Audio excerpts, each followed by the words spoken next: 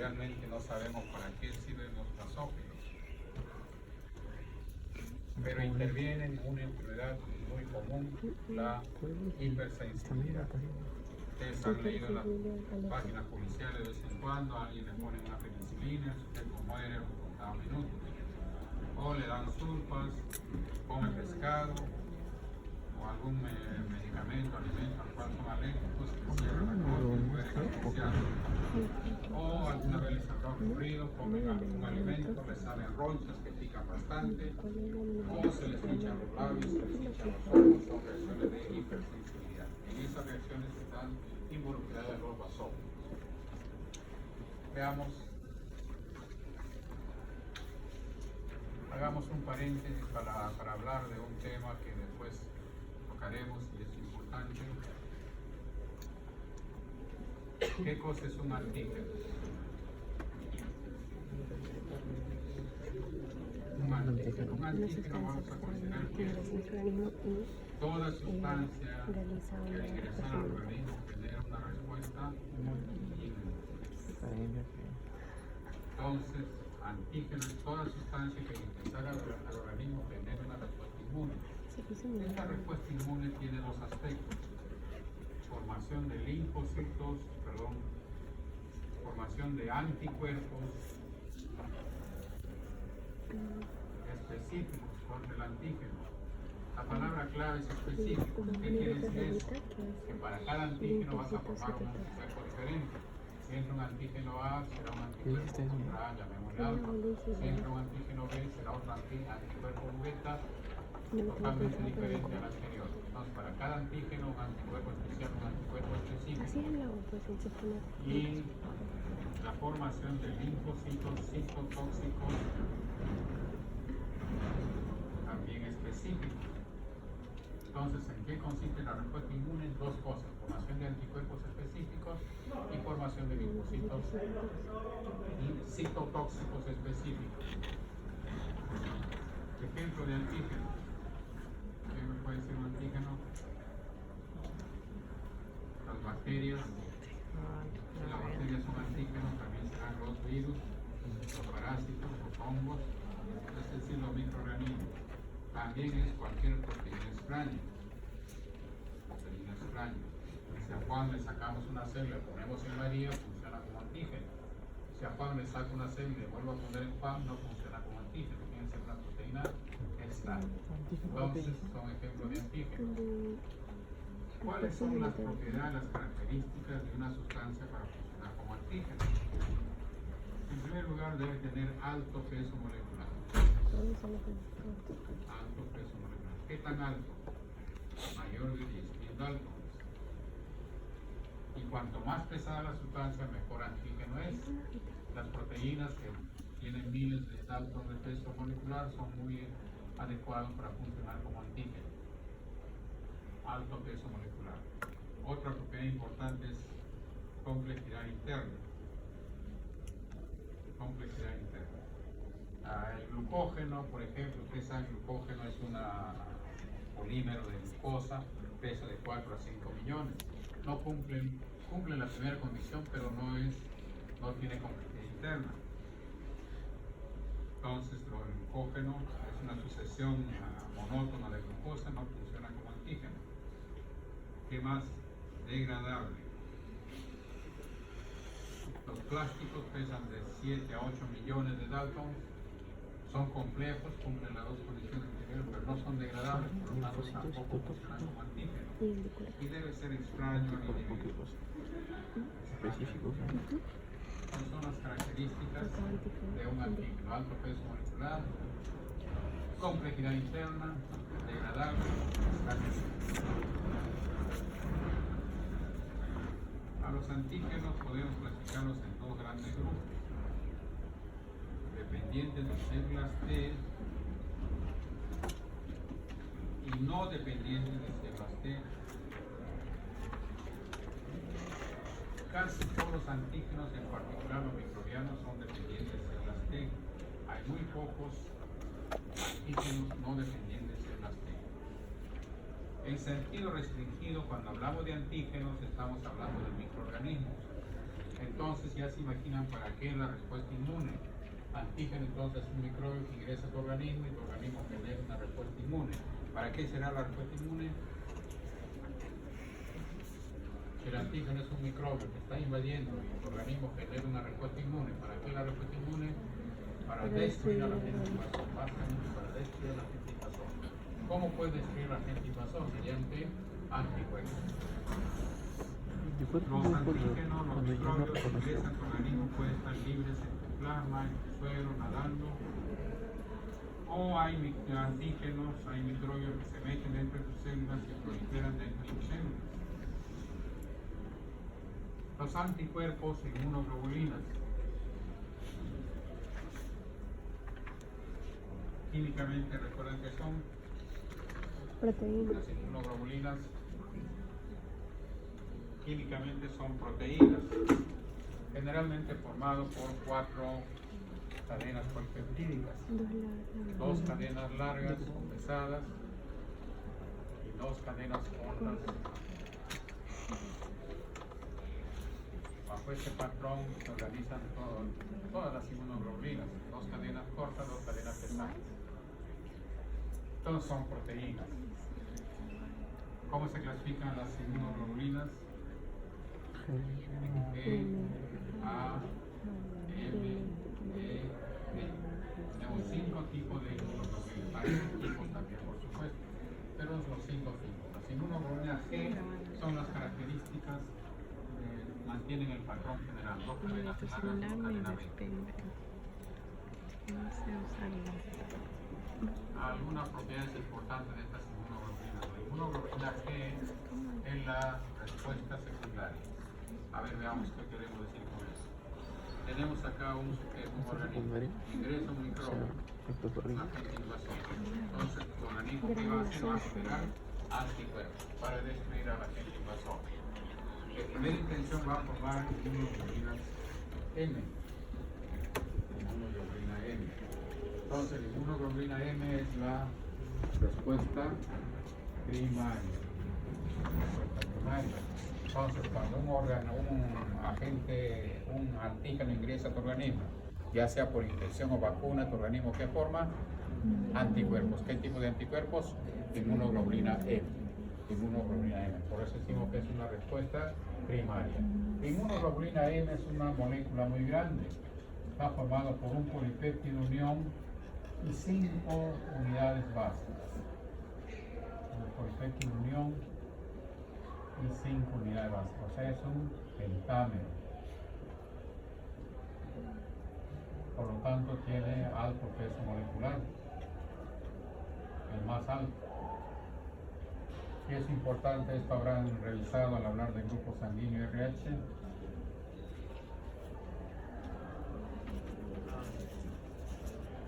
La sangre materna circula por un circuito, la sangre fetal por otro circuito, ambos separados por la barrera placentaria. Los intercambios ocurren a través de la barrera placentaria. Se intercambian moléculas pequeñas. La inmunoglobulina M podrá atravesar la barrera placentaria. No puede atravesar la barrera placentaria porque es muy grande. Entonces, una de las propiedades de la inmunoglobulina M es que constituye la respuesta primaria frente a una invasión, a un antígeno, y no atraviesa la membrana, no atraviesa la barrera placentaria.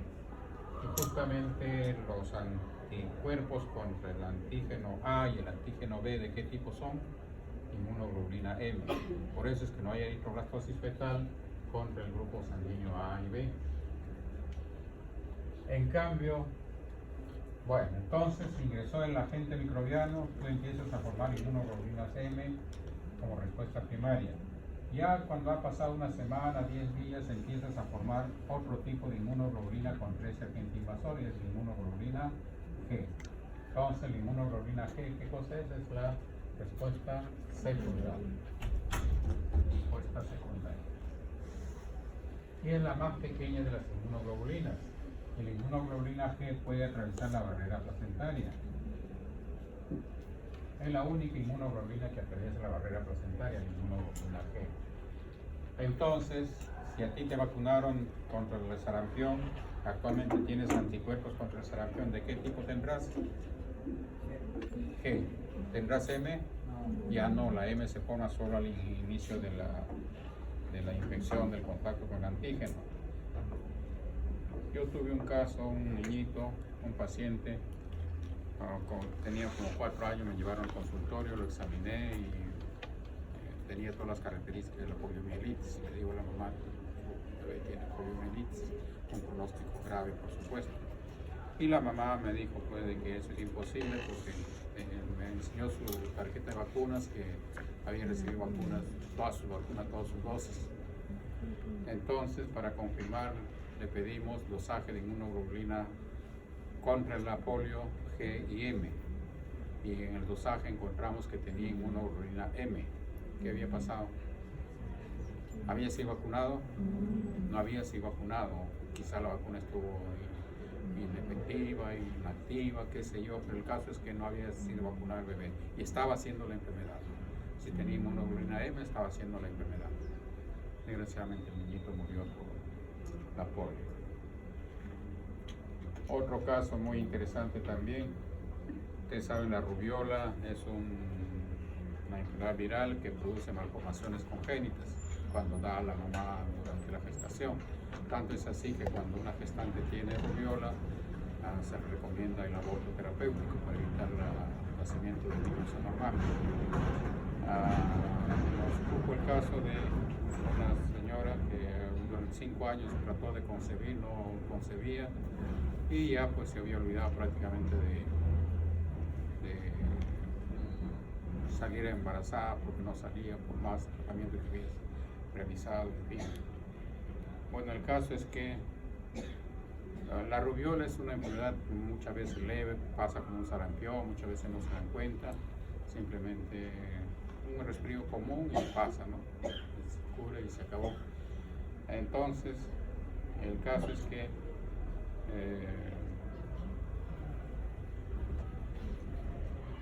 esta mujer de pronto salió encinta.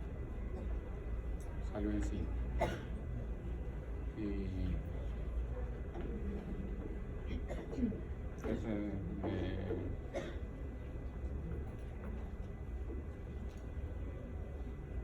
tenía síntomas de la rubiola, infección de la rubiola. Entonces consultó con un obstetra, la obstetra le aconsejó aborto terapéutico. Imagínense, después de 5 años de que trató de gestar y ahora sale encinta y tiene rubiola. Entonces igual le pedimos dosaje de inmunoglobulina M y G contra la rubiola. Encontramos que solamente tenía la inmunoglobulina G, no tenía la M. ¿A qué conclusión llegamos? Que ya había tenido la rubiola y le recomendamos el aborto. No estaba haciendo la inmunidad activa, no recomendamos el aborto. Y el obstetra empeñado en producir el aborto, en realidad se armó un lío entre el obstetra y nosotros. Al final la mujer prefirió tener su bebé, dijo no importa que sea anormal, felizmente salió normal, ¿no? Para indicarle pues la importancia de la reacción primaria y secundaria de inmunoglobulina. Bueno, la A, inmunoglobulina A, es la inmunoglobulina protectora de membranas, las mucosas y membranas. En tracto digestivo, respiratorio, urinario, todo el conducto del tubo está protegido por la inmunoglobulina A. Todas las secreciones también, en la orina, en el semen, en la saliva se encuentra inmunoglobulina A. La inmunoglobulina A es un dímero, un polipéptido de unión y 2 unidades acopladas. Atravesará la membrana placentaria, como es un dímero y ya es pesado, no atraviesa la membrana placentaria. La única que atraviesa, repito, es la inmunoglobulina M, la más pequeña, la menos pesada. Entonces la A se encuentra en las mucosas y secreciones. La E es la implicada en los mecanismos de hipersensibilidad que enseguida vamos a ver. La D no sabemos realmente para qué función cumple, sabemos que cumple como receptor en los linfocitos B, pero no sabemos cuál es la función básica de la inmunoglobulina D. Entonces ya tienen alguna idea de la importancia de cada uno de estos anticuerpos. Doctor, Dime. ¿a qué se refiere con mecanismo de hipersensibilidad? Perdón, ¿A qué se refiere con mecanismo de hipersensibilidad? perdón. ¿A qué se refiere con mecanismo de hipersensibilidad? Enseguida vamos a hablar sobre eso. Bien. Entonces, con este preámbulo, volvemos al basófilo. Recuerden que todo esto fue a consecuencia de hablar sobre los basófilos. Decíamos que los basófilos no sabemos para qué nos sirven, qué función cumplen, pero intervienen en reacciones de hipersensibilidad. Veamos en qué consiste.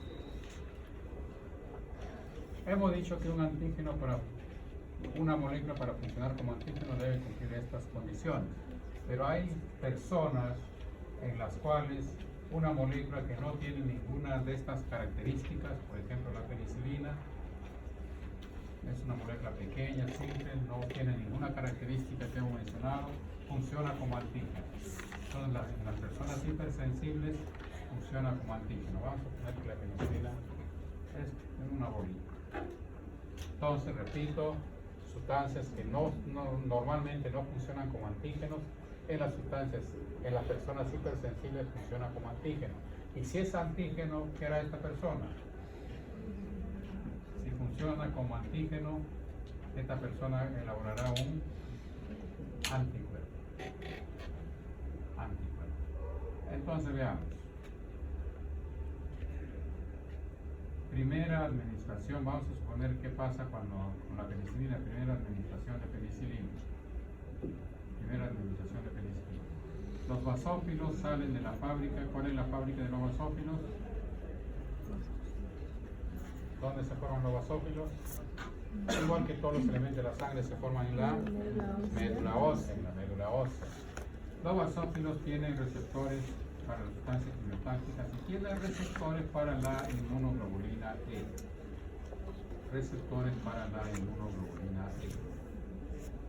Recuerden, los neutrófilos tienen receptores para inmunoglobulina. ¿Qué tipo? G. Los eosinófilos para inmunoglobulina E. Los basófilos también para inmunoglobulina E. Entonces, primera administración de penicilina.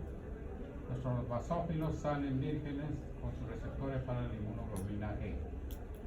Mientras se ha formado, hemos administrado penicilina, que funciona como antígeno. Y si es antígeno, ¿qué provocará en el sujeto? La formación de anticuerpos. Pero esos anticuerpos son del tipo de la inmunoglobulina E. Dijimos que cuando te vacunan o enfermas, ¿qué tipo de inmunoglobulina vas a formar? M al principio, luego A tipo G. Entonces tú dices que estás protegido porque tienes inmunoglobulina G. Pero en este caso el organismo forma inmunoglobulina E. Entonces el basófilo que tiene receptores para la inmunoglobulina E, ¿cómo termina en el primer episodio? Con los receptores unidos a la inmunoglobulina E. ¿No? Entonces la primera administración de la penicilina termina con la formación de inmunoglobulina E que se unen a los receptores de nuestro basófilo.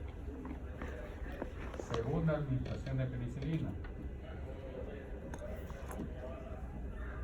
Nuestros basófilos, ¿cómo estaban nuestros basófilos? Con sus receptores unidos a una inmunoglobulina E. Una inmunoglobulina E contra la penicilina. En esas condiciones administramos por segunda vez penicilina, que es un antígeno. Ese antígeno se unirá a su inmunoglobulina que se había formado. Y en la membrana de nuestro basófilo se va a formar un complejo de receptor para la inmunoglobulina E del basófilo más la inmunoglobulina E más el antígeno. ¿Listos? Entonces se forma ese complejo formado por el receptor inmunoglobulina, la inmunoglobulina E y el antígeno. Esta combinación hace que se produzca la activación del basófilo. La activación que consiste en una desgranulación. Salen los gránulos del basófilo. ¿Qué cosa tienen las granulaciones primarias? Enzimas, igual que todos los demás granulocitos. En las granulaciones secundarias, ¿qué tiene nuestro basófilo? Tiene histamina. Entonces la histamina sale fuera del basófilo. La histamina es una sustancia muy activa, produce una caída de la presión arterial. Si no intervenimos, esto termina con la muerte del paciente, aún a veces nuestra intervención. Entonces hay una brusca caída de la presión arterial. O puede ocurrir simplemente una broncoconstricción, un edema de glotis y terminar con la asfixia y la muerte del paciente. O simplemente puede ocurrir un aumento de la permeabilidad capilar, y esto termina en la formación de las vulgarmente llamadas ronchas. Se pican, se hinchan, en fin. Cuando ocurren las dos primeras situaciones decimos que ocurre un shock anafiláctico. No hay en medicina otra emergencia más grave que el shock anafiláctico, que requiere resolverlo de inmediato. Shock anafiláctico. Eso por la histamina que se libera de los basófilos. Igual está ocurriendo en los mastocitos. Se libera otra sustancia importante, sustancia quimiotáctica eosinofílica. Para divertirme siempre pongo en el examen la sustancia quimiotáctica eosinofílica es producida por los eosinófilos y muchos piensan en palillo y dicen que sí. ¿Quién produce la sustancia quimiotáctica eosinofílica? La estrobasófilo. La estrobasófilo libera la sustancia quimiotáctica eosinofílica. ¿Y qué hará esa sustancia? Atrae pues a los basófilos, a los eosinófilos. Vienen los eosinófilos y llegan al teatro de operaciones. ¿Qué cosa tenemos acá? ¿Recuerdan cuál es el plato favorito de los eosinófilos? Complejos antígeno-anticuerpos. Llegan y fagocitan complejos antígeno-anticuerpos. Fagocitan complejos antígeno-anticuerpos. ¿Qué cosa está produciendo toda esta reacción? La formación del complejo antígeno-anticuerpo. Y los eosinófilos llegan, se comen el complejo. Parece que la cosa va a terminar ahí. Parece que la reacción de hipersensibilidad se va a apagar. Pero resulta que el eosinófilo que se tragó el complejo antígeno-anticuerpo a su vez se activa y libera más sustancias de hipersensibilidad. O sea, el proceso en vez de apagarse se enciende más. Esto es así, esto es como algo así como si tú quisieras apagar un incendio echando gasolina, ¿no? Esa es la reacción de hipersensibilidad. No sé si queda aclarado tu pregunta. ¿Alguna pregunta? Entonces, la reacción de hipersensibilidad es una reacción exagerada frente a un antígeno y es producida por los basófilos. Bien. Entonces, en las granulaciones secundarias de los basófilos encontramos histamina, heparina. ¿Qué cosa es la heparina? Un anticoagulante, sustancia quimiotáctica, eosinófila de la anafilaxia, sustancia de reacción lenta de la anafilaxia, calicreína, factor activador de las plaquetas.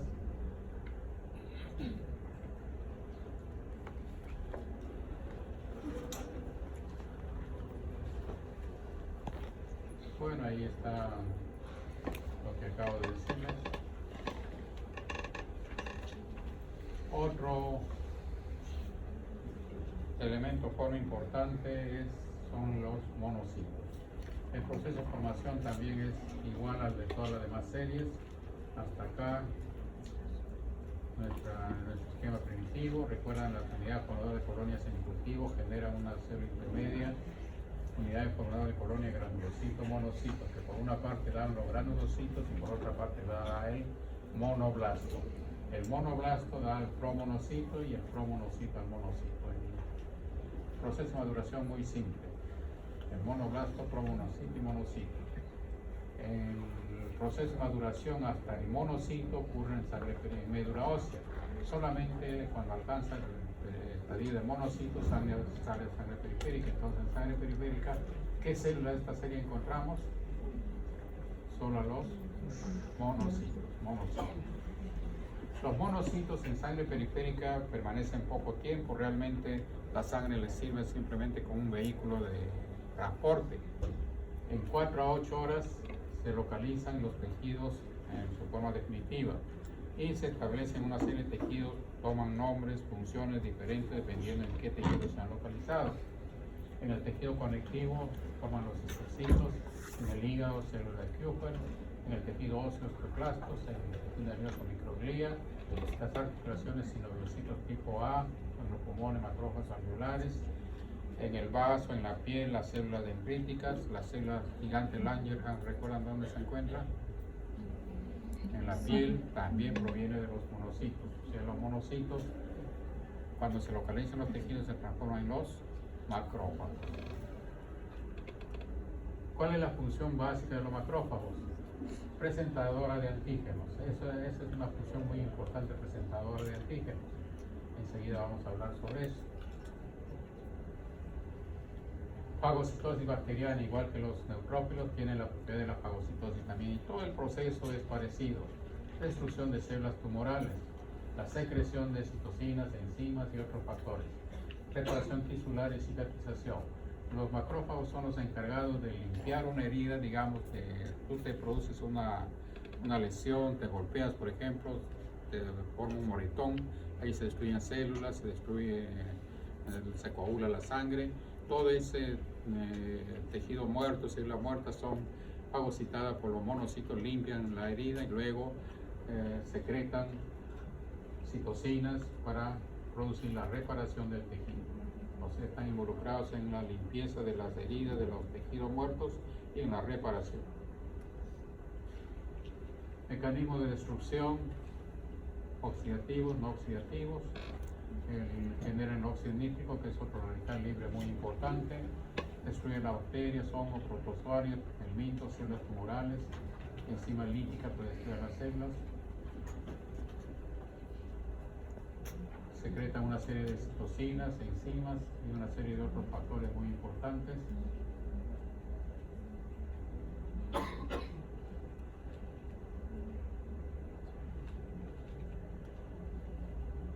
Proceso de activación. El otro elemento forma importante son los linfocitos. Vamos a hablar un poco de los linfocitos.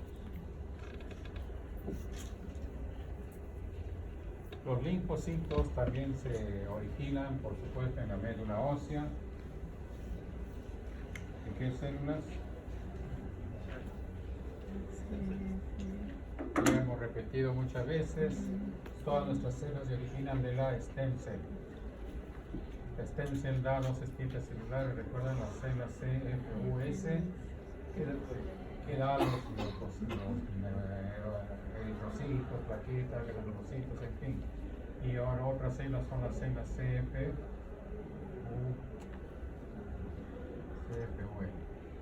Unidades formadoras de colonia linfocítica.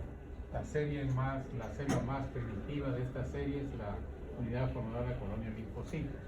Esta célula, algunos para remarcar que es la primera célula de célula linfocítica, la llaman stem cell linfocítica. Stem cell linfocítica entonces son las células CFUL. Estas células CFUL, unas van a migrar al timo. En el timo sufren un intenso proceso de mitosis. Se dice que no hay otro tejido donde haya más mitosis que en el timo. Esto está ocurriendo en el timo. Pero la mayor parte de esas células va a morir por un proceso llamado la apoptosis. O sea, se activan fenómenos de autodestrucción y se mueren la mayor parte de los linfocitos que provienen de esa mitosis intensa. Las que sobreviven sufren un proceso de maduración, de diferenciación, y del timo salen ya células adultas, células inmunológicamente activas, llamadas linfocitos T. Entonces, ¿dónde se originan los linfocitos T? En el timo. Son células adultas maduras. Otras células linfoides primitivas. En las aves existe una estructura llamada bolsa de Fabricio. La bolsa de Fabricio es como el timo de la especie humana. Ahí también las células sufren un intenso proceso de mitosis, apoptosis, diferenciación y salen unos linfocitos especiales que se llaman linfocitos, como vienen de la bolsa, se llaman linfocitos B. Estoy hablando de las aves. En las aves entonces existe la bolsa de Fabricio, en donde sigue el mismo proceso de mitosis, apoptosis, diferenciación y salen linfocitos B, diferentes a los linfocitos T. En la especie humana también encontramos linfocitos B, pero no tenemos bolsa de Fabricio. ¿Dónde se forma en la especie humana los linfocitos B? En la médula ósea. En la médula ósea.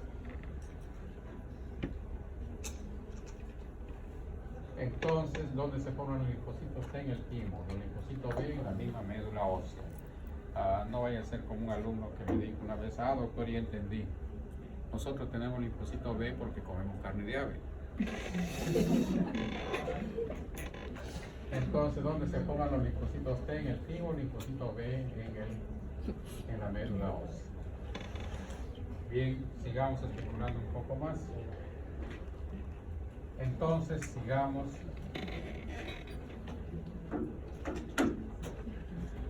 Nuestras células CFUL entonces nos dan los linfocitos T. Hay varios tipos de linfocitos T. Unos linfocitos T se llaman linfocitos T citotóxicos.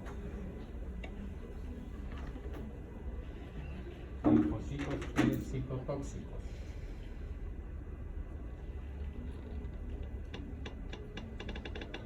Ya su nombre nos dice qué hacen estos linfocitos. Son tóxicos para las células, es decir, destruyen a las células. Destruyen a las células. ¿Pero a qué células? Si destruyeran a todas las células acabarían con nosotros y en efecto pueden acabar con nosotros en ciertas enfermedades autoinmunes. Destruyen a las células anormales que aparecen en el organismo. Por decir así, ellos van vigilando todas nuestras células. Cuando encuentran que una célula es anormal, la destruyen. ¿Qué células anormales puede haber en el organismo? Células infectadas. ¿Recuerdan ustedes acá? Hablamos de la respuesta inmune en dos tipos de células, anticuerpos específicos y linfocitos citotóxicos. Volvamos un ratito a este dibujo. Entonces, la respuesta inmune consistía en dos cosas, anticuerpos específicos y linfocitos citotóxicos también específicos. ¿Cuál era el objetivo de la respuesta inmune? Destruir al agente invasor. El agente invasor dijimos que podía estar libre nadando en tu plasma, en tu linfa, en tus líquidos o metido en tus células. Si están nadando en tus líquidos, los anticuerpos, que son proteínas, fácilmente se unen y lo destruyen. Entonces, a los antígenos que están libres, tus anticuerpos lo destruyen. Pero tus anticuerpos podrán entrar a tus células. Recuerden que las proteínas son sustancias polares, no pueden atravesar la membrana celular, no pueden entrar a las células, no pueden destruir a los microbios que están intracelulares. Entonces, tu sistema inmune de todas maneras tiene que destruirlo, porque si no lo destruye, el antígeno te destruye a ti. Acá es el asunto de vida o muerte, o mueres tú o muere el antígeno. No hay medias tintas. Entonces, ¿cómo destruye el antígeno? Para eso genera linfocitos citotóxicos específicos. Estos reconocen que tu célula está infectada, destruye a tu célula, junto con tu célula el agente invasor. Entonces el agente invasor no tiene salvación, ya sea que esté libre o esté escondido en tus células. Tu sistema inmune de todas maneras tiene mecanismo para destruir. Entonces esto es uno de esos linfocitos citotóxicos. Entonces, un tipo de linfocitos T son los linfocitos citotóxicos que destruyen las células anormales, entre ellas las células infectadas. ¿Qué otras células? Células neoplásicas. Como les decía, estos linfocitos continuamente están, ahora que está de moda los computadores, escaneando a todas nuestras células. En cuanto notan una célula normal, la destruyen. son las células neoplásicas. Hay la teoría que continuamente en nuestro organismo se forman células neoplásicas, pero nuestros linfocitos citotóxicos las destruyen en cuanto la encuentran. Cuando presentamos cáncer, cuando por alguna razón escapan al control de nuestros linfocitos citotóxicos. Y otras células son células trasplantadas. Es el famoso, la reacción de rechazo. El trasplante es beneficioso para el receptor, pero es una célula extraña y el sistema inmune lo considera como un invasor, lo destruye. Ese es el famoso fenómeno del rechazo de los trasplantes. Entonces, esos son los linfocitos citotóxicos. Otro tipo de linfocitos T son los linfocitos T de memoria. Estos simplemente guardan la información de que el sistema estuvo en contacto con antígeno, de modo que en el siguiente contacto con el antígeno la respuesta es mucho más rápida, más rápida y potente. Guardan pues la memoria, guardan la información de que el sistema estuvo en contacto con antígeno.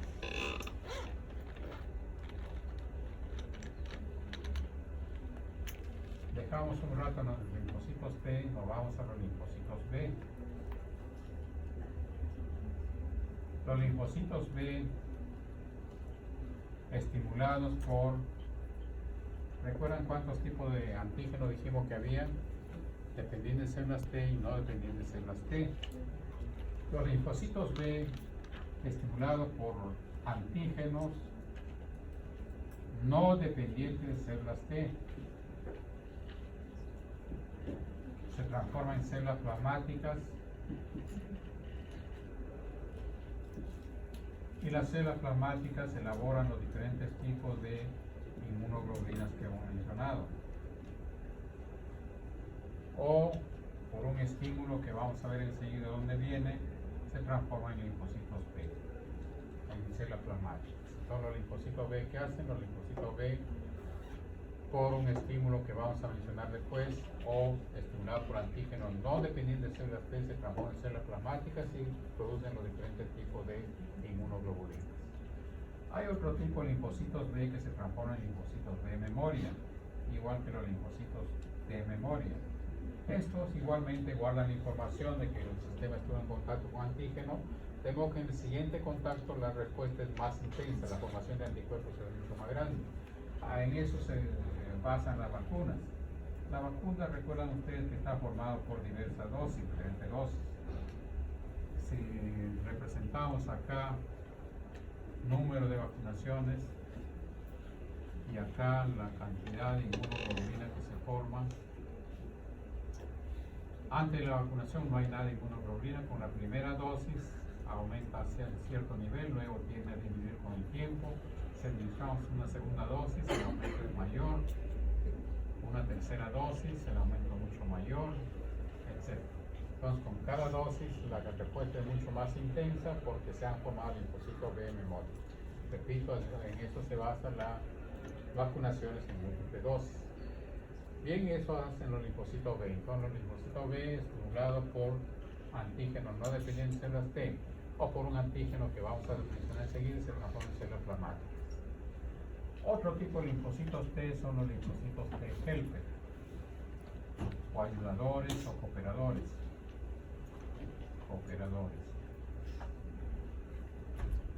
¿A quién ayudan estos linfocitos helper?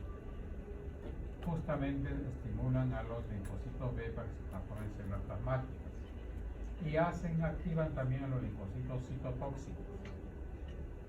O sea, los linfocitos helper, cooperadores, son los que le indican al linfocito citotóxico que vaya a cumplir su función. Hace que los linfocitos B empiecen a elaborar inmunoglobulinas.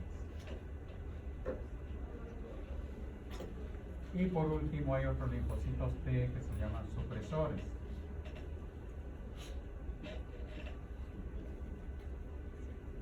Una vez desencadenada la respuesta inmune, cada vez se va amplificando más. Entonces es conveniente que adquiera cierto nivel, pero no demasiado. Entonces el control de la respuesta inmune está a cargo de los linfocitos T supresores. Aquí, ¿cómo controlan los linfocitos T supresores la respuesta inmune? Inhibiendo al linfocito helper o inhibiendo directamente la transformación del linfocito B en células plasmáticas. Recuerdan, la respuesta inmune consistía en dos cosas: formación de anticuerpos específicos, anticuerpos que destruyen al agente invasor. ¿Y dónde están los anticuerpos? En los líquidos, en los humores. Entonces, esto es la inmunidad humoral.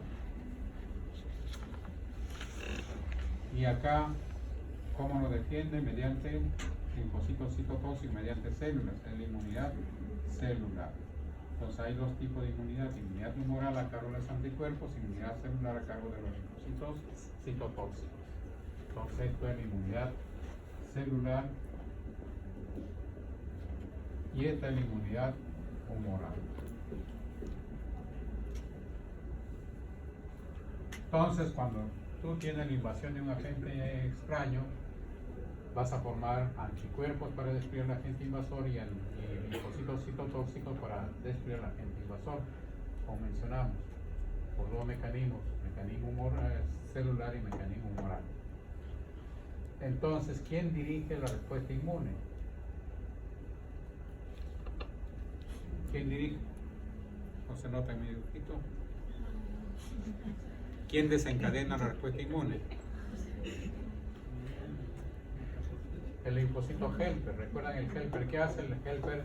Activa los linfocitos citotóxicos, activa los linfocitos B para centrar unas células plasmáticas. Entonces, el que da la orden es el linfocito helper, por eso es helper, ayudador, cooperador. Entonces, el linfocito helper desencadena la respuesta celular, la respuesta humoral. Por eso es que al linfocito helper le han llamado el director de la respuesta inmune. ¿Quién dirige la respuesta inmune? Son los linfocitos helper, porque son los que activan tanto el mecanismo celular como el mecanismo humoral. Entonces, ¿cómo se detiene la respuesta inmune? Inhibiendo al director de la respuesta inmune y a los linfocitos B. Ahora ya entienden por qué a los antígenos se les clasifica en dos grandes grupos: el dependiente de células T y no dependiente de células T. Entonces, el antígeno que va a ingresar al organismo va a generar la formación de la respuesta inmune. ¿Quién hace frente al antígeno que acaba de ingresar? ¿Qué células creen que hace frente? ¿Quién va a hacer que se generen mecanismos de defensa? O sea, ¿quién va a generar que se formen anticuerpos, se formen linfocitos citotóxicos para destruir al antígeno? El helper. Entonces, el antígeno que ingresa tendrá que vérselas con los helper, o sea, la célula que va a hacer frente al al antígeno van a ser los linfocitos T. Los linfocitos T. Entonces, los linfocitos T deben ser capaces de reconocer al antígeno. ¿Y cómo reconocen al antígeno? Los linfocitos T tienen un receptor de células T. ¿Cómo se llama ese receptor? TSR, receptor de células T. Entonces, ingresa un antígeno. ¿Quién va a hacer frente a ese antígeno? Los linfocitos helper. ¿Cómo reconocen al antígeno? TSR. El reconocimiento es importante porque recuerdan que para cada antígeno tú vas a formar un anticuerpo especial, un linfocito citotóxico especial. Si vas a formar un antígeno especial, un anticuerpo especial, necesitamos que el helper sea capaz de discriminar. Si entra un antígeno, el virus del sarampión, el helper debe formar anticuerpos contra el sarampión. Si entra un virus de la poliomielitis, un anticuerpo contra la poliomielitis. Entonces debemos tener un linfocito helper capaz de reconocer al antígeno. ¿Cómo reconoce el antígeno? Mediante su TSR. Mediante su TSR reconoce el antígeno y empieza la respuesta inmune formando pues anticuerpos y linfocitos citotóxicos. A ver, ¿qué les parece si tengo un antígeno y un antígeno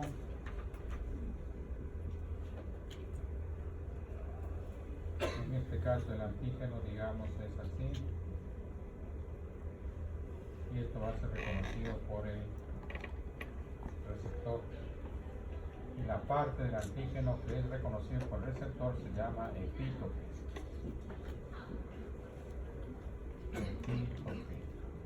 O sea, ¿qué cosa reconoce el TSR? al epítope del antígeno. Al epítope del antígeno. Supongamos que tengo un antígeno que tiene un epítope muy bizarro. Un epítope muy bizarro. Y yo no tengo ningún linfocito helper que reconozca ese antígeno. No hay ningún receptor de ningún linfocito T cuyo receptor encaje con ese epítope. ¿Qué creen que ocurrirá? Cuando ingresa un antígeno, ¿qué cosa hace tu organismo? Se prepara para destruir al agente invasor. ¿Cómo lo va a destruir? Primero, los neutrófilos que tratan de fagocitarlo. Si no es suficiente, entra en juego el sistema inmune mediante la formación de anticuerpos y formación de linfocitos citotóxicos. Entonces, y para todo eso, ¿qué necesita? Que el linfocito helper reconozca el antígeno. Reconoce el antígeno y genera la respuesta inmune, empieza la respuesta inmune. Pero si no tenemos ningún receptor, ningún linfocito T que reconozca el epítope del antígeno, ¿habrá respuesta inmune? No va a haber respuesta inmune. ¿Qué pasaría con el virus? El virus se reproduciría, acabaría contigo y nuestro sistema inmune estaría quieto, ¿no? Entonces, ¿qué requiere? Piensen que para cada antígeno que ingresa, vamos a formar un anticuerpo especial, un linfocito citotóxico especial. Si el virus de la polio, de la tifoidea, del sarampión ingresa, para cada uno vamos a formar una sustancia especial. ¿Eso qué implica? ¿Qué significa? Que tu linfocito helper debe ser capaz de reconocer ese antígeno. Debe reconocer eso, quiere decir que debes tener diferentes tipos de linfocitos helper. Un receptor del helper que reconoce a un antígeno, otro receptor del helper que reconoce a otro tipo de antígeno, otro tipo de helper que reconoce a un antígeno. ¿Y qué parte del antígeno reconoce el helper? El epítope. O un antígeno de otro antígeno se diferencia por el epítope. El epítope entonces es una parte especial del antígeno que es reconocido por el TCR. Entonces tú tendrás que tener diferentes tipos de linfocitos T que son capaces de reconocer diferentes tipos de epítopes. ¿Cuántos tipos de linfocitos T creen que tenemos? 1, 2, 3, muchos. Para cada antígeno debemos tener un linfocito T especial. Y hay muchos antígenos, todos los virus son antígenos, una serie de virus, una serie de bacterias, parásitos, proteínas extrañas. Entonces vamos a tener una gran cantidad de antígenos, debemos tener una gran cantidad de linfocitos helper. Se calcula que tenemos 10 a la 9, 10 a la 12 tipos de linfocitos helper. A ver, piensen. Entonces yo tengo un linfocito helper que reconoce al virus del sarampión. Eso implica que yo había tenido ya contacto con el sarampión y he formado el linfocito helper para reconocer al sarampión. No, eso lo tengo genéticamente. En el proceso de maduración de esos linfocitos en el timo, que recuerdan, hubo una gran mortandad, la mayor parte muere y otras partes se modifican, y ahí van saliendo linfocitos capaces de reconocer a los diferentes antígenos. O sea, que tenga un linfocito cuyo TCR reconoce a un epítope determinado, me dice la capacidad que tiene mi sistema inmune de reaccionar a ese antígeno. Recién cuando reaccione voy a formar anticuerpos y voy a formar linfocitos citotóxicos, ¿no? Entonces, repito, no significa que ya estuve en contacto con el antígeno. Entonces, ¿qué es lo que hace que tenga diferentes tipos de TCR? Esto lo he adquirido genéticamente, evolutivamente, o sea, durante nuestra toda evolución desde que somos seres unicelulares, nos hemos encontrado con esta cantidad de antígenos y nuestro sistema inmune está preparado para luchar contra este número de antígenos. Repito, si hubiera un antígeno cuyo epítope no es reconocido por el linfocito helper, no hay receptor TCR que reconozca al helper. Por eso es que cuando se envían sondas a otros planetas, ahora es poco, en la década del 60, 70, había una lucha entre los soviéticos y los norteamericanos, se enviaban a sondas espaciales. Cuando se reconoce, lo primero que se hace es aislarlo y ver, estudiar todo tipo de vida, porque imagínense si viniera virus de Marte, que nunca estuvo en contacto con nosotros. Nosotros no vamos a tener virus, no vamos a tener linfocito helper capaz de reconocer ese virus. ¿Y qué pasaría con ese virus? Acabaría con nosotros y no habría manera de defendernos. Recuerden que para los virus no hay ni siquiera antibióticos, no hay nada que combata los virus, son simplemente el sistema inmune. Y no habría respuesta inmune si no tenemos un linfocito helper capaz de reconocer a ese epítope.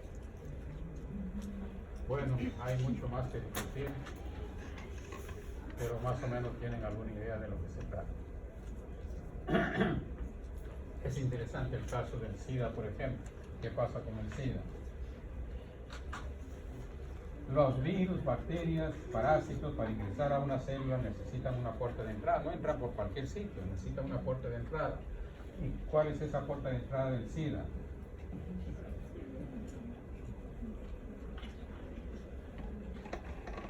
Recuerdan, los linfocitos B y los linfocitos T morfológicamente son exactamente iguales, no hay manera de diferenciarlos. ¿Cómo se los diferencia? Mediante las moléculas CD. Los linfocitos T, por ejemplo, tienen CD2, CD3. Los linfocitos B tienen CD19, CD20. Los linfocitos citotóxicos, además de CD2, CD3, tienen CD8. Los helper tienen CD4. Entonces, lo característico de los linfocitos helper es la molécula CD4.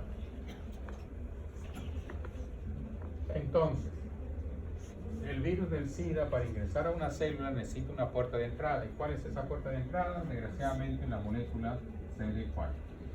Entonces, solamente puede ingresar a las células que tienen CD4. ¿Y qué células tienen CD4? El helper y también los monocitos.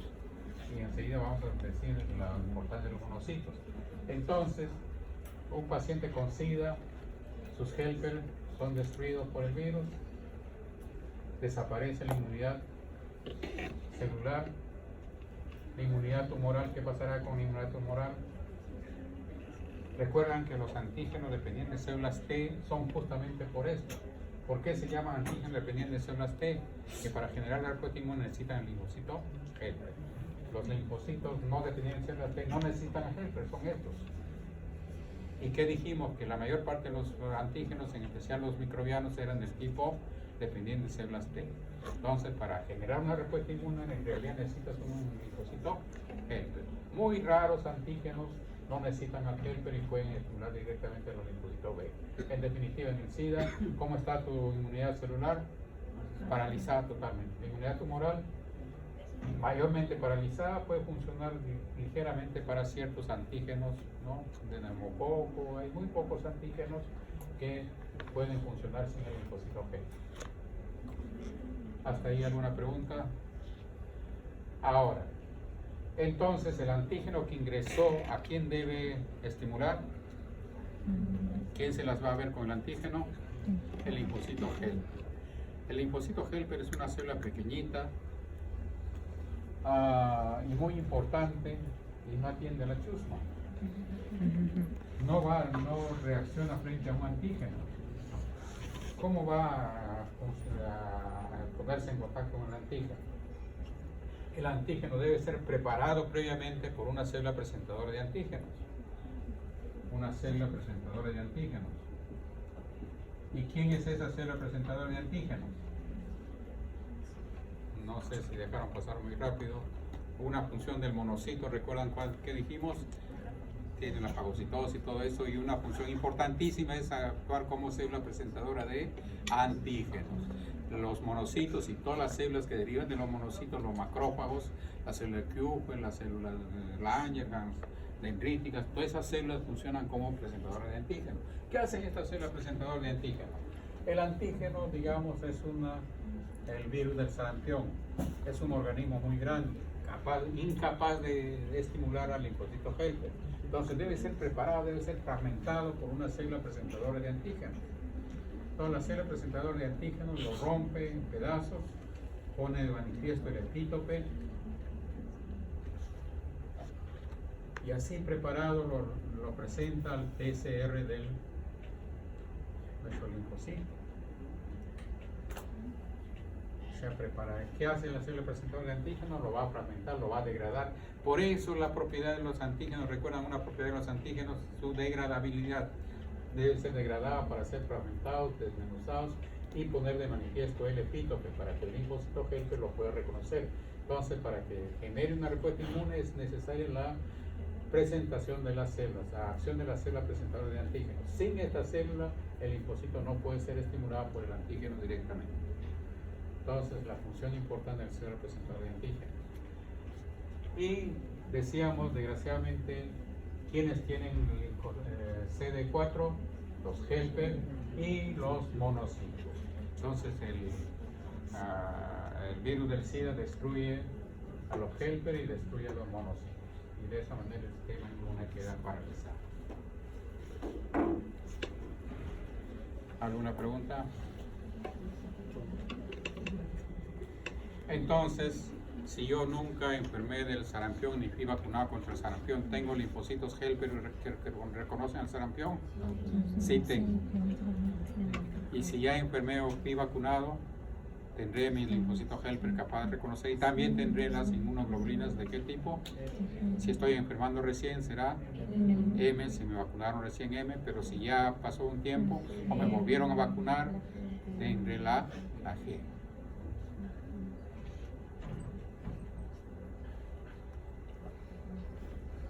Ahí las propiedades de los macrófagos son exactamente iguales a los monocitos, proceso de fagocitosis, todo es igual. El microfotografía electrónica de linfocito T y B, que les decía, morfológicamente son iguales. Esto del hemograma, léanlo bien, todo está bien explicado, va a ser también pan de cada día para ustedes. Desviación izquierda, por ejemplo, ¿qué cosa es? Aumento del número de bastonados, aparición de sangre en elementos más jóvenes, ¿en qué caso? Procedimientos agudos, leucemia. Neutrofilia, mayoría es aumento de los neutrófilos. Neutropenia, disminución de los neutrófilos. Eosinofilia, aumento de los eosinófilos. Eosinopenia, disminución de los eosinófilos. Bueno, todo no requiere mayor explicación, está escrito. Léanlo con calma.